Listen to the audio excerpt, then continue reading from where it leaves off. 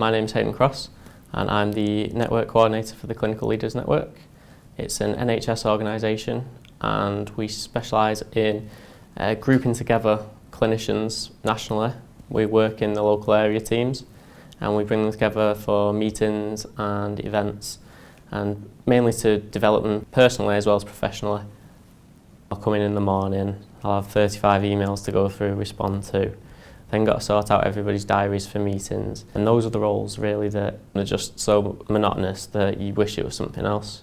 But once I finished my degree, or while I was still studying my degree, should I say, I was actually working within Salford Royal NHS. I had different roles, health records clerk, receptionist, and it gave me quite a feel for the NHS and how the hospital works. So when it became time to look for a new job after graduating, the position that I'm in now became available on a part-time basis. It meant that I had to couple the part-time role I already had with the new part-time role to make full hours, but it also eased me into the position. So 3 months down the line after part-time work, they offered me a full-time position, and that's when I became Network Coordinator. I chose to work in the NHS because I have a need to help people who need it. Other career paths that I've looked at before, which took me down the law route of the degree, was into the police, but working part-time in the NHS, it gave me something better than another role would offer. It had the comforts of being indoors and it was a stable job. If anyone that does a law degree then wants to carry on into law, it's definitely not the thing to do. It wasn't the job for me, it was too much paperwork, there was no real interaction with people on a regular basis, and that's what I love about this job.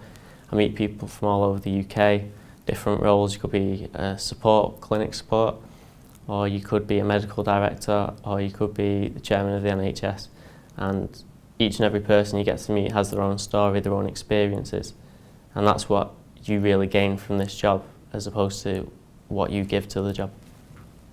I might not use my degree to the extent as in I don't quote case law, I don't do anything, I don't go to court in my new role, but the underlying skills behind that, which were, self-motivation, staying on task, research skills, they're in every job that you might come to. And it's the degree that gives you the possibilities.